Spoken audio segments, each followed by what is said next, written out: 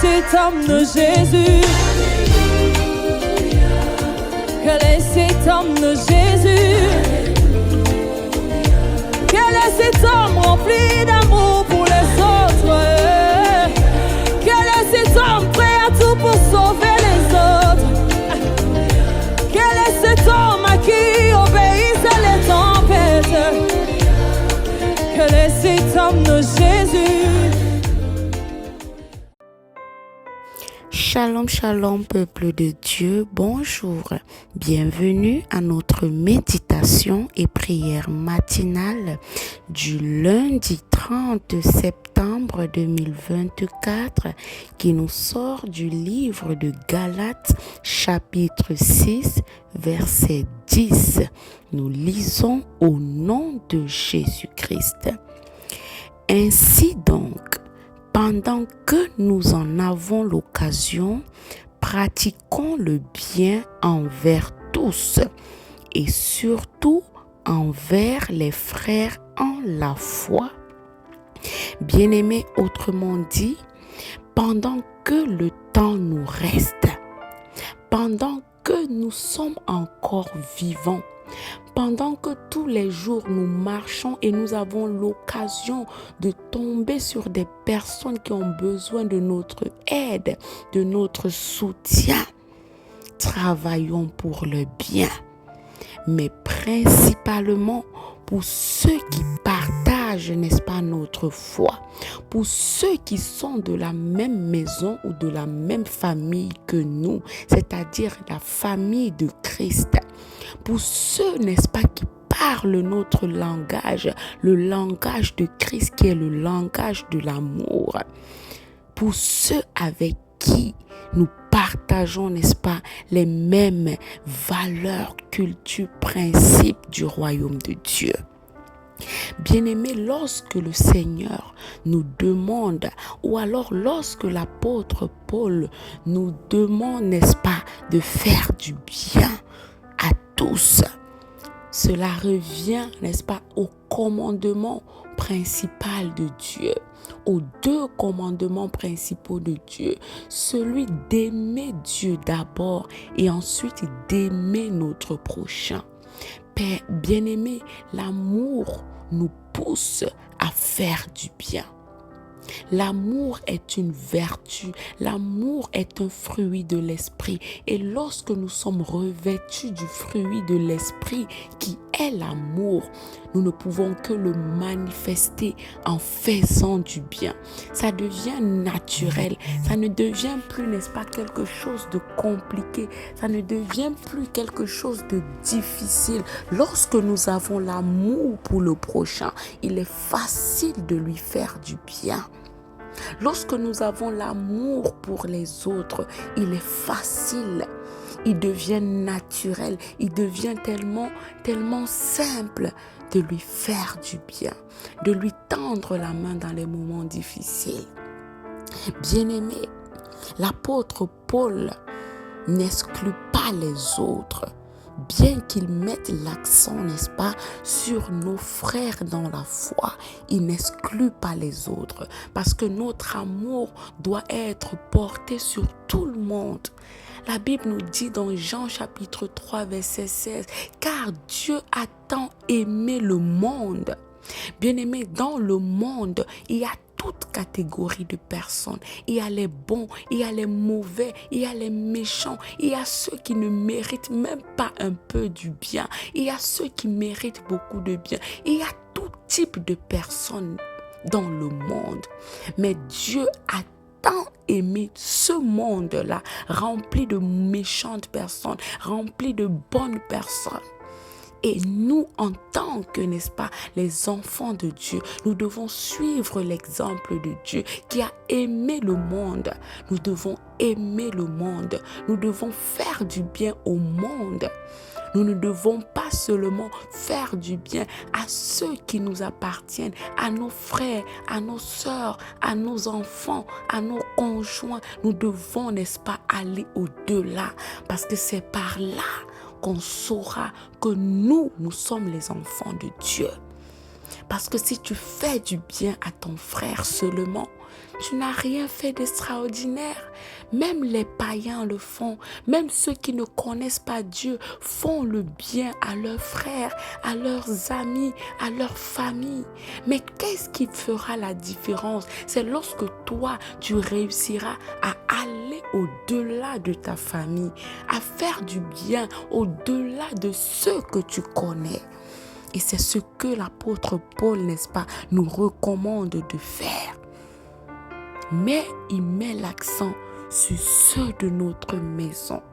Parce qu'il sait, n'est-ce pas, que ceux de notre maison, que nos frères dans la foi ne peuvent pas être aimés du monde. Ceux qui sont en Christ, généralement, ne sont pas aimés du monde. C'est pourquoi l'apôtre Paul nous dit, nous qui sommes en Christ ensemble, faisons-nous du bien. Parce que si nous attendons du bien venant du monde, nous allons attendre longtemps. Nous allons attendre en vain. Parce que le monde ne peut pas faire du bien à ceux qui appartiennent à Dieu. C'est pourquoi l'apôtre Paul dit, pour ne pas manquer l'amour, n'est-ce pas, entre vous, pour ne pas manquer du bien entre vous, faites-le entre vous. Parce que le monde ne peut pas aimer ceux qui sont de Dieu. Ils s'aiment entre eux, ils ne peuvent pas aimer ceux qui ne sont pas des leurs. C'est pourquoi l'apôtre Paul nous demande de mettre l'accent sur nos frères dans la foi. Parce que ceux du dehors ne le feront pas à notre place. Bien-aimés, même la Bible nous dit dans 1 Timothée chapitre 5 verset 8 que chaque homme doit avoir premièrement soin des siens. Tu dois avoir soin de ton frère en Christ. Parce que si tu le laisses à lui seul, le monde ne peut pas lui faire du bien. Il n'a pas cette capacité de faire du bien aux inconnus, aux gens qu'ils ne connaissent pas. Ils n'ont pas cette semence en eux. Même lorsqu'il veut faire du bien à ceux qu'ils ne connaissent pas, ce bien est motivé par des intérêts personnels. Ils le font pour être vus, par exemple. Ils le font, n'est-ce pas, pour que le monde les acclame. Ils le font peut-être pour multiplier leurs avoirs, mais ils ne le font pas par amour. C'est pourquoi le Seigneur te dit, toi, enfant de Dieu, prends soin de ton frère qui est aussi enfant de Dieu. Parce que le monde n'a pas la capacité de faire du bien par amour. Ils le font par intérêt, pour leurs propres œuvres, pour se glorifier eux-mêmes. Bien-aimés, fais du bien à tout le monde. Parce que notre Dieu fait lever son soleil sur les bons et sur les méchants. Notre Dieu envoie sa pluie sur les justes et sur les injustes.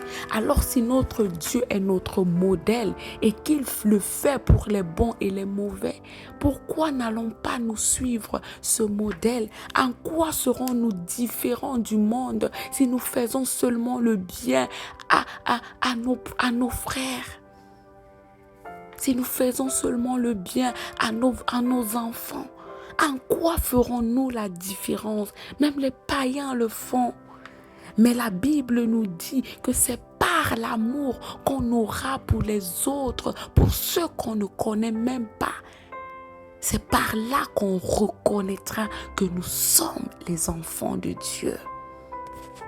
Bien-aimés, ce matin, fais le bien à tout le monde, mais principalement à tes frères en Christ, à ceux qui partagent la même foi que toi.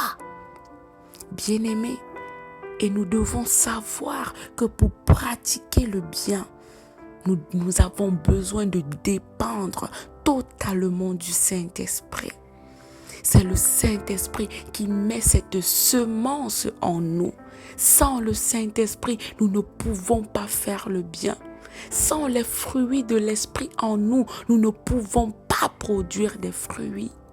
Nous avons besoin de cette semence pour pouvoir faire le bien. Parce que notre chair en elle-même ne peut pas faire le bien. La Bible nous dit que les désirs de la chair sont contraires à ceux de l'esprit. Il y a tout en notre chair pour ne pas faire le bien. C'est naturel. Nous sommes nés dans le péché. On nous a conçus dans l'iniquité. Notre chair est hostile aux choses de Dieu. Notre chair est hostile à faire le bien que Dieu nous demande.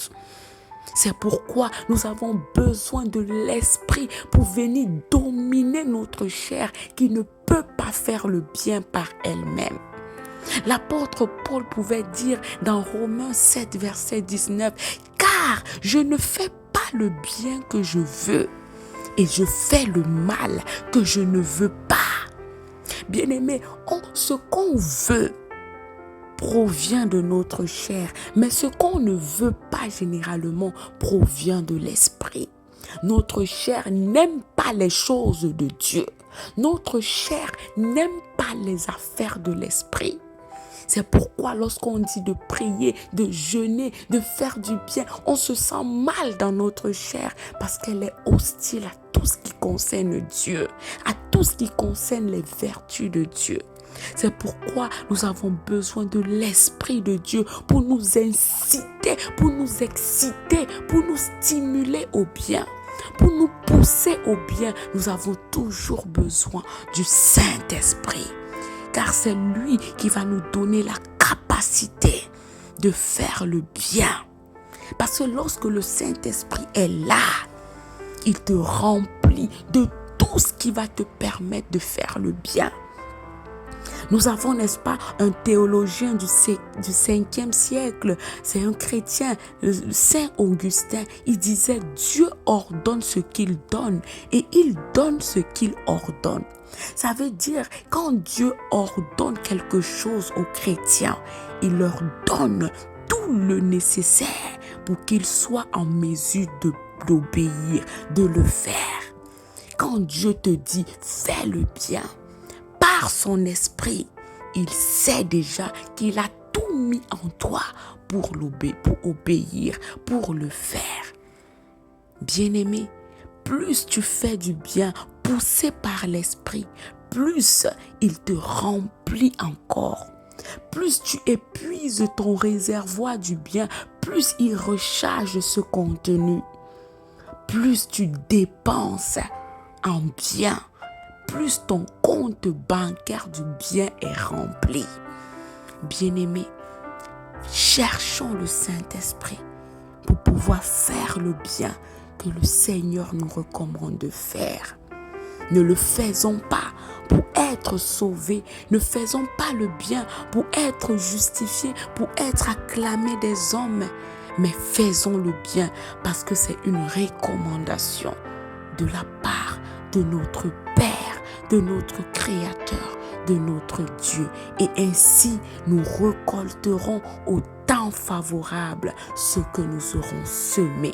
Soyez bénis, nous allons prier. Père très saint, nous voulons te bénir. Nous voulons encore te dire merci pour cette semaine, pour ce nouveau jour dont tu nous as fait grâce. Merci d'avoir été avec nous durant toute la semaine passée. Merci d'avoir veillé sur nous, Papa. Nous voici en cette nouvelle semaine. Nous remettons notre vie entièrement entre tes mains. Fais-en ce que tu veux. Parce que nous savons que tant que tu tiens notre vie, tout va bien. Nous ne nous plaindrons jamais de quoi que ce soit. Papa, merci pour tout ce que tu fais pour nous. Prends soin de nous durant toute cette semaine, durant toute cette journée. Au nom puissant de Jésus-Christ, nous avons prié. Amen. Bien-aimés, bonne journée et nous débuterons nos 3 jours de jeûne et de prière pour entrer, n'est-ce pas, victorieux en ce nouveau mois d'octobre. Les dates vous seront communiquées ultérieurement. Shalom.